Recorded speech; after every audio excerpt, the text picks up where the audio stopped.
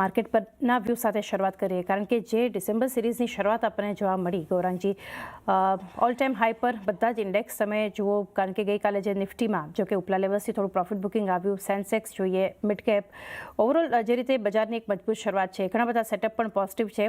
હવે બજાર માટે આગળની જે મહત્વની ઇવેન્ટ છે, આવતા શુક્રવારે મોનેટરી પોલિસી અનાઉન્સમેન્ટ આપણે જોશું, સારી ઇકોનોમી, એની સાથે સાથે ઓછી મોંઘવારી અને ઓછા વ્યાજદર, આ બધાનું એક કોમ્બિનેશન છે. કઈ રીતે એક નિર્ણય આવશે, બધા પર તો ફોકસ રહેશે.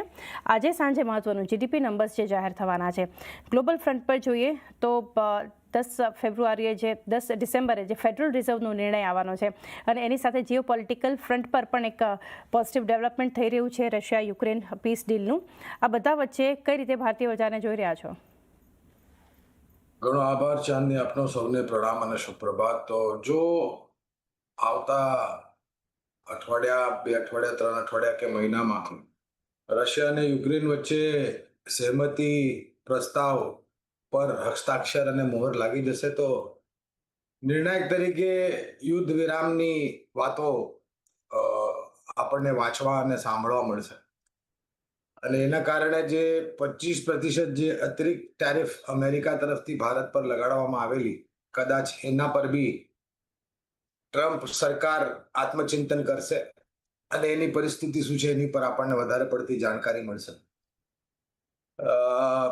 5 ડિસેમ્બરે આરબીઆઈ ક્રેડિટ પોલિસી 25 બેઝિસ પોઈન્ટની કાપણીની અનુમાન છે, જે રીતના મોંઘવારી 10 વર્ષના નીચલા સ્તર પર આવી છે. 10 ડિસેમ્બરે યુએસ ફેડની બેઠક, ત્યાં આગળ બી અનુમાન છે, જે રીતના ટિપ્પણીઓ સાંભળવામાં આવી છે કે ત્યાં આગળ બી વ્યાજદરોમાં કાપણી થાય, જેના કારણે જે ક્ષેત્ર નિર્ભર છે વ્યાજદરોની કાપણી પર, એની પર કદાચ તમને થોડી ઘણી ઉપરની તરફની સપાટી જોવા મળે. મારા માટે વધારે પડતું મહત્વ છે ત્રીજા ત્રૈમાસિકના પરિણામ, જે મારા ખ્યાલથી 10-12 જાન્યુઆરીથી આવવાના શરૂ થઈ જશે. અને એ દરમિયાનમાં મારા જે સરકાર તરફથી નીતિઓ છે અને આંતરરાષ્ટ્રીય તરફથી જે સમાચારો છે એ સારા આવે તો કદાચ થોડી ઘણી વધારે પડતી આપણને સહાયતા મળી શકે છે ઉપરની સપાટી પર ટકવા માટે. પણ દર વખતે આવું થાય છે ચાંદની, જ્યારે બી બજારોએ એક નવી સર્વોચ્ચ સપાટી બનાવી છે, ત્યારબાદ નફો બાંધવા માટે લોકો આવી જાય છે, જેને બી ટૂંકાથી મધ્યમ ગાળા માટે કારોબાર કર્યો હોય, સોદા લખ્યા હોય, અને એક દાયરાબંધ કારોબાર, એક બેઝ બિલ્ડિંગ એક્સરસાઇઝ ને વળી પાછી ઉપરની તરફની જવાની તૈયારી. તો મને લાગે છે કે થોડો સમય અહીં આપણે વિતાવશું. આજે શુક્રવાર છે, અઠવાડિયાનો છેલ્લો દિવસ, અને ડિસેમ્બર કોન્ટ્રાક્ટનો પહેલો દિવસ, મહિનાની એક્સપાયરી.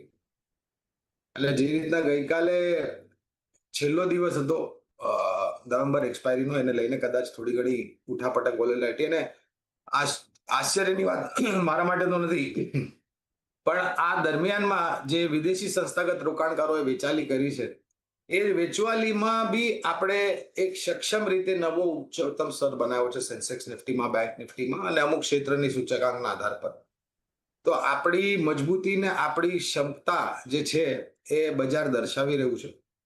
આગળ જતા વિદેશી સંસ્થાગત રોકાણકારો આપણા જે મેક્રો અને માઇક્રો ડેટા પોઈન્ટ્સ છે એને જોતા આવે તો એમનું સ્વાગત છે. પણ એક વસ્તુ જે હું દર્શકોને કહેવા માંગુ છું કે દર વખતે તમે વિદેશી સંસ્થાગત રોકાણકારો શું કરે છે એને ધ્યાનમાં રાખીને તમારી રોકાણની રણનીતિ ન બનાવો, કારણ કે આપણને સવારે નહીં પણ એ દિવસે સાંજે અથવા તો બીજે દિવસે સવારે જ્યારે વેચવાલી ખરીદારી કરે છે એની માહિતી મળે છે. તો એ લોકો શું કરે છે એની પર વધારે મહત્વ ના આપો. આપણી ક્ષમતા, આપણી મજબૂતી, આપણી કાબિલિયત પર આપણે ધ્યાન આપે એ વધારે જરૂરી છે. અને જેમ મેં કીધું, વ્યાજ દરોમાં કાપણી તો હમણાં નહીં તો ભવિષ્યમાં થશે જ, પણ વધારે પડતું મહત્વ છે કે પરિણામ કેવા આવે છે. અને અનુમાન એ છે કે બીજા ત્રૈમાસિકના પરિણામ જોઈને એક નિષ્કર્ષ આપણે કાઢી શકીએ કે ત્રીજા અને ચોથા ત્રૈમાસિકના પરિણામ સારા આવે અને આવતા નાણાકીય વર્ષના બી સારા આવે, જેનાથી બજાર પોતાને સેન્સેક્સ નિફ્ટી છે, દિગ્ગજ સૂચકાંક, એ ઉપરની તરફ એડજસ્ટ કરશે જો આંકડાઓ સારા આવ્યા તો. થોડું કન્સોલિડેશન છે, પણ હજુ બી નવા ઉપરના સ્તર જોવાના બાકી છે. હજુ નવા ઉપલા લેવલ્સ માર્કેટ બતાવશે અને ઓવરઓલ જે અત્યારે ભારતીય બજાર માટે અને ગ્લોબલ ફ્રન્ટ પર જીઓ પોલિટિકલ ફ્રન્ટ પર જે કોઈ પણ ડેવલપમેન્ટ છે ક્યાં અસર થઈ શકે છે તેના પર એક વ્યૂ આપણે જાણ્યો. Sawmill, good morning. અને એક ટેકનિકલ સેટઅપ સાથે શરૂઆત કરીએ. ગઈકાલે એક ઓલ ટાઈમ હાઈના લેવલ્સ, ત્યાંથી થોડું પ્રોફિટ બુકિંગ પણ આપણને જોવા મળ્યું સોમિલ, પરંતુ ફરી બેંક નિફ્ટી એક આઉટ પરફોર્મન્સ બતાવ્યું છે. ક્લોઝિંગ સુધીમાં જોઈએ સોમિલ તો ઇનફેક્ટ બ્રેથ પણ ઘણી થોડી નેગેટિવ સાઇડ પર થતી આપણને દેખાઈ રહી હતી. આજે સેટઅપ અને ઓવરઓલ હેન્ડઓવર પોઝિટિવ છે, પરંતુ ગિફ્ટ નિફ્ટી કોઈ લેવલ્સમાં વધારે બદલાવ નથી સૂચવી રહ્યું. પરંતુ કઈ રીતે આપ ઇન્ડેક્સને જોઈ રહ્યા છો અને કયા લેવલ્સ છે હવે સ્ટ્રેટેજી ધ્યાનમાં રાખીએ? Good morning to everyone. Absolutely, Bank Nifty outperform કર્યું જેમ તમે કીધું, and thanks to ICICI Bank at the very end. ICICI Bank એ એક બહુ જ ઇમ્પોર્ટન્ટ લેવલ ઉપરમાં તોડ્યો છે, એટલે આ મેન્શન કરવું જરૂરી હતું. અને મને લાગે છે કે અહીંયાથી ICICI Bank આઉટપરફોર્મ કરશે બીજા બધા પ્રાઇવેટ બેંક્સ કરતા in the short term, in the medium term both. હવે અગર આપણે નિફ્ટીની વાત કરીએ, નિફ્ટીમાં જે આપણે થોડો ઘણો ઘટાડો જોયો એ બહુ જ નોર્મલ છે. આપણે બહુ વાર જોયો છે કે જ્યારે પણ ઓલ ટાઈમ હાઈઝ નીકળે છે ત્યારે થોડું ઘણું પ્રોફિટ બુકિંગ આવે છે. there are a lot of factors in this rally જે આ નાનું મોટું કરેક્શન દેખાડે છે.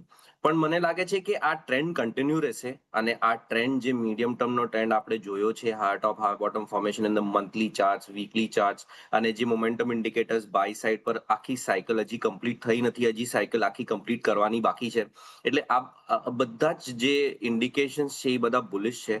અને અહીંયાથી મને નથી લાગતું કે જે 20 અને 40 ડેલી મૂવિંગ એવરેજ છે નિફ્ટીની, વિચ ઇઝ અરાઉન્ડ 25,870, આ 20 ડેલી મૂવિંગ એવરેજ છે, અને 40 ડેલી મૂવિંગ એવરેજ છે 25,700. આ બે લેવલ્સ એ છે જે મને નથી લાગતું કે નીચેની તરફ તૂટે. માર્કેટ બાય ઓન ડિક્લાઇન્સની સ્ટ્રેટેજી આપણે રાખવી જોઈએ, અને ઉપરમાં મારા ટાર્ગેટ્સ 26,800, 900 ના છે, એટલે આ આપણે લેવલ્સ ધ્યાનમાં રાખવા. હવે બેંક નિફ્ટીની અગર આપણે વાત કરીએ, જે આપણે વાત કરી કે એક આઉટ પરફોર્મન્સ દેખાડ્યો છે, અને આઉટ પરફોર્મન્સ કોન્સ્ટન્ટલી ચાલી રહ્યો છે. બેંક નિફ્ટીએ ઓલ ટાઈમ હાઈઝ બહુ પહેલા કરી નાખ્યા હતા. હવે જે નાનો ટ્રાયંગલ પેટર્નનો બ્રેકઆઉટ ઉપરમાં મળ્યો છે 2 દિવસ પહેલા, મને લાગે છે કે આના ટાર્ગેટ્સ હજી ઉપરમાં જશે. પહેલા આપણા ટાર્ગેટ્સ 60,000 ના હતા, હવે આપણા ટાર્ગેટ્સ ઉપરમાં 60,400, 500 ના છે. એટલે આપણે એ લેવલ ધ્યાનમાં રાખવું. નીચેમાં જે કાલનો લો હતો, પરમ દિવસનો જે લો હતો, એ બહુ ઇમ્પોર્ટન્ટ રહેશે. હવે 59,500 નો આ એક ઇમ્પોર્ટન્ટ લેવલ રહેશે, જે બહુ જ ક્લોઝ છે 20 ડેલી મૂવિંગ એવરેજની આસપાસ છે. એટલે એ એક બહુ જ ઇમ્પોર્ટન્ટ રહેશે. બીજો 40 ડેલી મૂવિંગ એવરેજ 57,850, આ બે લેવલ્સ આપણે એકદમ ધ્યાનમાં રાખવા. નીચે મને નથી લાગતું કે હજી પણ in the medium term, in the short term આ લેવલ્સ નીચેમાં તૂટે, એટલે આ લેવલ્સ ધ્યાનમાં રાખવા. અને ટાર્ગેટ્સ ઉપરમાં બેંક નિફ્ટીના 60,400, 500 ના મારા ટાર્ગેટ્સ છે, જે રિવાઇઝ ટાર્ગેટ્સ છે હવે. એટલે બાય ઓન ડિક્લાઇન્સની આપણે સ્ટ્રેટેજી રાખવી નિફ્ટી અને બેંક નિફ્ટી બેયમાં. બંનેમાં બાયોન ડિક્લાઇનની એક સ્ટ્રેટેજી. 26,800 અને 900 લેવલ્સ ધ્યાનમાં રાખો નિફ્ટી માટે, અને 60,400 ઉપરના એક લેવલ્સ બતાવી શકે છે આપણને બેંક નિફ્ટી. તો એક વ્યૂ ઓવરઓલ બનતો જોઈ રહ્યા છે, ખાસ કરીને બંને ઇન્ડેક્સ પર બાયોન ડિપ્સની એક સ્ટ્રેટેજી. આ સિવાય